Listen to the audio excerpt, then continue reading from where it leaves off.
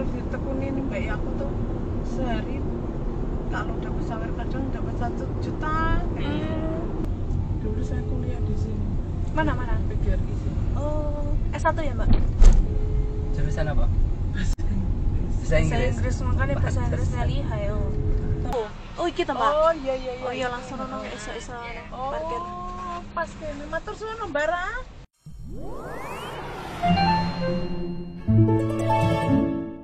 Yupaijm itu memang mantep ya, terkait bagaimanapun dia di media sosial, di TikTok, tapi bagus loh dia.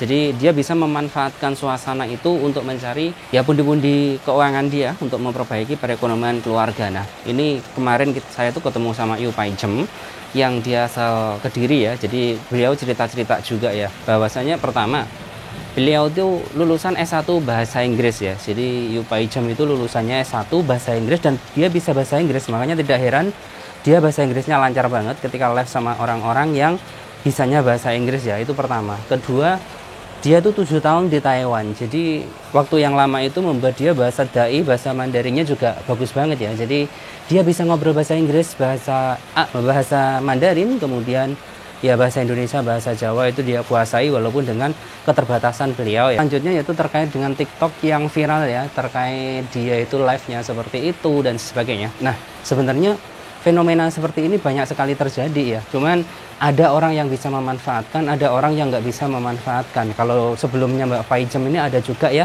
yang pasangan di Taiwan itu, tapi ternyata mereka tuh kalau dibanding Mbak Paijm ya jauh ya. Kalau yang Mbak Paijm ini memang pandai memanfaatkan di keviralannya di TikTok itu ya untuk live dan meraih pundi-pundian. Kemarin tuh Mbak Paijm juga bilang sih, berapa sih Mbak kamu sekali live itu sehari itu dapat berapa sih? Dia bilangnya tergantung Mas, cuman kalau dulu itu sedikit. Terus kemudian dia bilang kalau saya live sama Durian itu dapatnya banyak, kalau saya sama si Koko Pisang itu juga dapatnya banyak, kalau sama si Mas Tapau itu kadang-kadang yang nyawer hanya sedikit, apalagi kalau ada Mary-nya Raffi Ahmad yang masuk itu sultan-sultannya nyawer semuanya gitu ya. Jadi bilangnya sehari itu dapat 1 juta itu mudah sekali untuk live dari TikTok itu. Makanya dia manfaatkan itu, live-nya di TikTok itu penghasilannya dia manfaatkan bener untuk ya kayak saat ini dia sedang beli perumahan ya. Dia in-house 3 bulan, dia beli perumahan dan saat ini Mia masih ngontrak dan ibunya pas pulang kemarin juga sakit ya. Jadi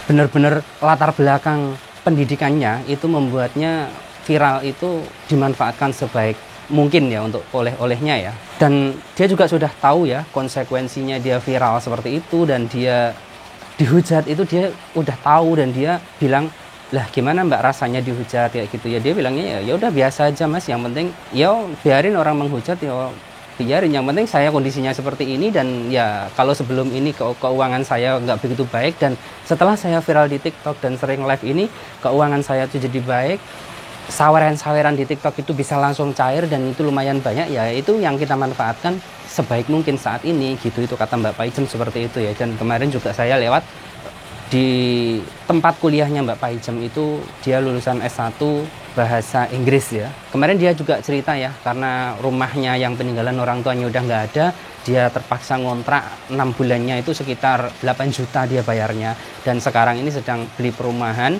cash in house 3 bulan katanya, dan mungkin bulan Desember nanti akan selesai rumahnya untuk ditinggali dia, anaknya dan juga sama ibunya yang sekarang sedang sakit di rumah sakit ya.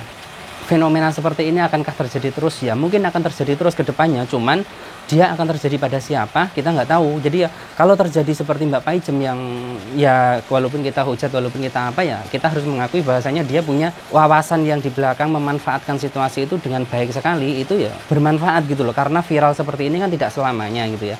Jadi bisa memanfaatkan di situasi viral seperti ini untuk memenuhi kebutuhan-kebutuhan yang dia butuhkan, itu ya luar biasa.